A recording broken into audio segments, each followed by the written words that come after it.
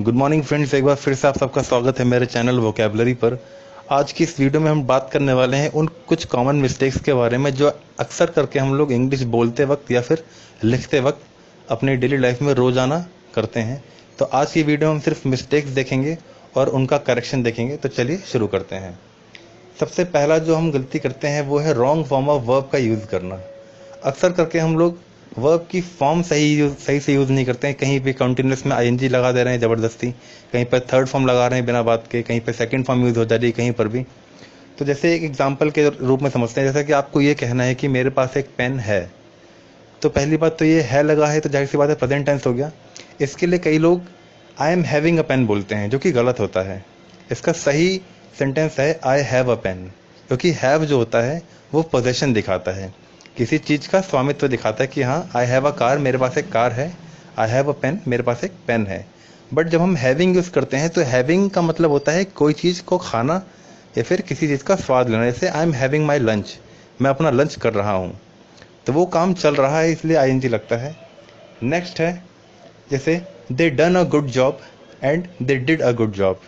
इसमें जो ऊपर वाला सेंटेंस है दे डन अ गुड जॉब, यहाँ पे देखिए डन थर्ड फॉर्म यूज़ हुआ है डू का, जो कि सिर्फ परफेक्ट टेंस में यूज़ होता है, वो भी हैव या फिर हैड के साथ। और जो नीचे वाला सेंटेंस है they did a good job, ये एक करेक्ट सेंटेंस है क्योंकि इसमें second form of verb use हुई है। ये दिखा रहा है सिंपल पास्ट टेंस। डन वाला भी सही होता अगर डन से पहले हैज़, हैव या फिर हैड लगा होता। इसके बाद हम देखेंगे दोस्तों time period of an action. कोई भी एक्शन कब हुआ है ये जानने के लिए सेंटेंस में वर्ब की फॉर्म देखना बहुत ज़रूरी होती है, क्योंकि वर्ब की फॉर्म से ही पता लगता है कि वो एक्शन कौन से टेंस में हुआ है, पास्ट टेंस में, फ्यूचर में या फिर प्रेजेंट में। The time period of an action can only be determined by the form of the verb used in sentence. जैसे I am doing an experiment, I am doing an experiment, तो यहाँ पे देखिए do के साथ ING लगा है जो कि कॉन्टिन्यूस दिखाता है, और आई के साथ एम लगा है जो कि प्रेजेंट दिखाता है। यहाँ पर एम एक हेल्पिंग वर्ब है और डूइंग इसका मेन वर्ब है, तो इससे हमें ये पता लगा कि ये प्रेजेंट टेंस का है और इसमें भी कौन सा, कॉन्टिन्यूस। नेक्स्ट है जैसे I did a successful operation, मैंने एक सक्सेसफुल ऑपरेशन किया, तो इसमें डिड यूज हुआ है जो कि डू का सेकंड फॉर्म है, और सेकंड फॉर्म पूरे ग्रामर में सिर्फ और सिर्फ सिंपल पास्ट में यूज होती है और किसी भी टेंस में यूज नहीं होती, सिर्फ सिंपल पास्ट में हम second form of verb use करते हैं। नेक्स्ट है आई have done my job, I have done my job, देखिए यहाँ पर हैव का यूज हुआ है जो कि दिखा रहा है कि ये परफेक्ट टेंस है। परफेक्ट टेंस हम उन कामों के लिए बताते हैं जो हमने रिसेंट में ख़त्म किए होते हैं। तो I have done my job, यहाँ पे देखिए डू की फॉर्म थर्ड है, थर्ड फॉर्म ये दिखा रहा है कि वो परफेक्ट टेंस है, और हैव दिखा रहा है कि वो प्रेजेंट में है। अगर यहाँ पर हैड होता तो वो पास्ट में हो जाता। तो I have done my job ये एक प्रेजेंट परफेक्ट का टेंस है। सेकंड जो गलती हम लोग करते हैं, use of the wrong tense, tense गलत यूज करते हैं। जैसे I did not cried when I saw the movie, I did not cried. अब देखिए डिड एक सिंपल पास्ट में यूज होता है, और इसका रूल ये है कि जब भी हम डिड यूज करते हैं तो जो हमारा मेन वर्ब होगा, जो एक्चुअल काम हो रहा होता है सेंटेंस में, उसकी हमेशा फर्स्ट फॉर्म ही लिखी जाती है। तो आई डिड नॉट क्राइड, यहाँ पे जो क्राइड जो वर्ड यूज हुआ है, ये वाला क्राइड, ये गलत है क्योंकि क्राइड जो है उसका सेकंड या थर्ड फॉर्म है, फर्स्ट फॉर्म नहीं है। पर इसका सही सेंटेंस होगा आई did not cry when I saw the movie, मैंने जब मूवी देखी तब मैं नहीं रोया। आई डिड नॉट क्राई, तो यहाँ पे डिड के साथ क्राई का फर्स्ट फॉर्म लगा है, तो ये हमारा करेक्ट एक सेंटेंस है। नेक्स्ट है हमारा पास मिस्टेक 3, हम एक ही सेंटेंस में कंपैरेटिव और सुपरलेटिव डिग्री एक साथ यूज़ कर देते हैं। कंपैरेटिव सुपरलेटिव डिग्री हम हमेशा चीज़ों को कंपेयर करने के लिए यूज़ करते हैं। कंपैरेटिव जो हमें दो लोगों के बीच में कंपेयर करना होता है, सुपरलेटिव जब हम किसी एक से बाकी सभी की तुलना करते हैं। एग्जाम्पल के रूप में देखते हैं कि जो मैं बताना चाह रहा हूँ, this could never have turned out to be more better, this could never have turned out to be more better. यह जो हम कहना चाह रहे हैं वो ये है कि यह इससे अच्छा और नहीं हो सकता था, मतलब कि ये इसका बेस्ट वर्जन है किसी चीज़ का। बट वो कहने के लिए हमने देखिए यहाँ पर मोर भी यूज़ किया है और बेटर भी यूज़ किया है, जबकि दोनों ही कंपैरेटिव डिग्री के लिए यूज़ होते हैं और दोनों को हमने एक साथ यूज़ कर लिया है। या तो हम मोर लगाते हैं वर्ब के साथ, या फिर हम उसकी कंपैरेटिव फॉर्म लिखते हैं, जैसे कि गुड, बेटर, बेस्ट। तो गुड हो गया नॉर्मल, बेटर हो गया कंपैरेटिव डिग्री और बेस्ट हो गया जब सुपरलेटिव डिग्री की बात आती है। बट यहाँ पे देखिए मोर भी हम कंपैरेटिव के लिए यूज़ करते हैं और बेटर भी एक कंपैरेटिव फॉर्म है। तो इसका सही जो वर्जन होगा वो क्या होगा, इसका सही वर्जन होगा जब हम या तो सिर्फ गुड लगाएं, मोर गुड, या फिर हम सिर्फ बेटर लगाएं।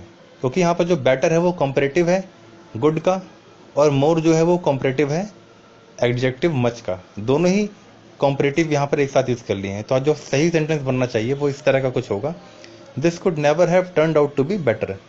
This could never have turned out to be better, यह इससे और अच्छा नहीं हो सकता था। ये इसका सही सेंटेंस फॉर्मेशन है। बट जब हमने पीछे देखा, this could never have turned out to be more better, यहाँ पर मोर या तो नहीं होना चाहिए, अगर मोर होगा तो वहाँ पे गुड होना चाहिए, या फिर मोर ना होकर सिर्फ और सिर्फ बेटर होना चाहिए, तो वो सेंटेंस सही है। चलते हैं अपनी मिस्टेक 4 की तरफ, मी वर्सेस आई। अक्सर करके लोगों को कन्फ्यूजन होती है मी और आई में। लोग कहीं पर भी आंख देख के, जिनको रूल नहीं पता वो यूज़ कर लेते हैं। पर हम लोग को माइंड में ये चीज़ क्लियर रखनी चाहिए कि आई जो होता है वो हमेशा सब्जेक्ट के फॉर्म यूज़ होता है और मी हमेशा ऑब्जेक्ट के। आई हमेशा सब्जेक्ट मतलब कि जो कि प्रधान जो काम कर रहा है सेंटेंस में। पर हम अक्सर करके इन दोनों के बीच में कंफ्यूज हो जाते हैं। हम लोग जो कहते हैं वो इस तरह कहते हैं, they are going to send my wife and I a package.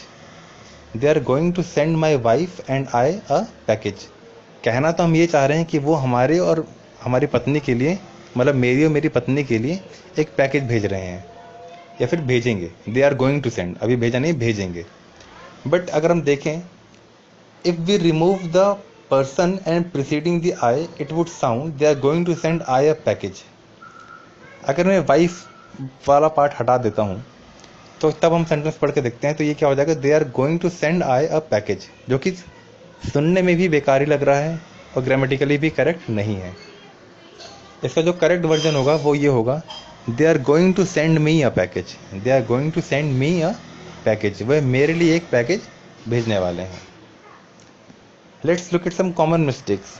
हम एग्जाम्पल्स कोड करके लाए हैं आप लोगों के लिए, ताकि आप लोग एग्जाम्पल्स से समझें कि किस तरह से सेंटेंस में गलतियां होती हैं और उनका करेक्ट फॉर्मेशन किस तरह से होता है। इनकरेक्ट फॉर्म हम किस तरह बोलते हैं, I cannot cope up with his pressure. I cannot cope up with this pressure. But इसका करेक्ट वर्जन है, I cannot cope with this pressure. देखिए कोप के साथ अप,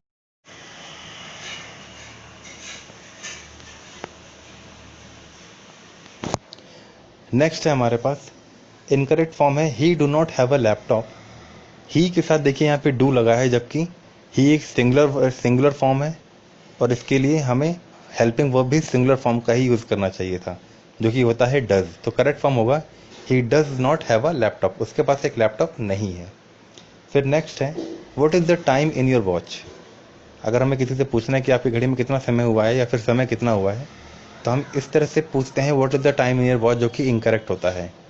टाइम के लिए हम हमेशा बाय यूज़ करते हैं जब वॉच के बारे में बात हो रही होती है। तो करेक्ट वर्जन होगा, what is the time by your watch, आपकी घड़ी के हिसाब से कितना टाइम हो रहा है। Does she has a car. Does she has a car. तो देखिए यहाँ पर हैज़ और हैव, अगर हम सिंगुलर फॉर्म के हिसाब से देखें तो शी सिंगुलर है तो उसके साथ हैज़ ही लगना चाहिए। लेकिन यहाँ पर हम वर्ब नहीं देख रहे हैं, यहाँ पर कार का पोजीशन दिखाना है कि कार एक्चुअली है किसकी। तो इसलिए यहाँ पर पोजीशन दिखाने के लिए हम हमेशा हैव का यूज़ करते हैं। जैसे कि वीडियो की स्टार्टिंग में मैंने सेंटेंस का एक दिया था, आई हैव अ पेन, तो वहाँ पर मेरे पास एक पेन है, पेन का होना दिखाता है हैव। इसी तरह कार का होना हैव दिखाएगा। तो यहाँ पर हैज़ गलत फॉर्म है, does she have a car, ये इसका करेक्ट वर्जन होगा। फिर नेक्स्ट है, I came to office by walk. कहना तो ये चाह रहे हैं कि हम ऑफिस पैदल आए हैं, बट इस तरह से कहना I came to office by walk ये गलत है। करेक्ट फॉर्म होता है, I came to office on foot. On foot मतलब कि हम पैदल आए हैं, बट बाय वॉक वो करेक्ट यूजेज नहीं है। तो दोस्तों इस वीडियो में इतना ही। आई होप आपको कुछ चीज़ें क्लियर हुई होंगी। अगर आपको ये वीडियो अच्छी लगी तो प्लीज़ इसको लाइक कीजिएगा, कमेंट कीजिएगा और अपने दोस्तों में शेयर कीजिएगा, ताकि उनको भी थोड़ी बहुत हेल्प मिल सके। दोस्तों कमेंट करके ज़रूर बताइएगा कि किस किस टॉपिक पे और वीडियो बनाई जा सकती हैं जो आपको मदद करे। तब तक के लिए ख्याल रखिए, स्टे सेफ।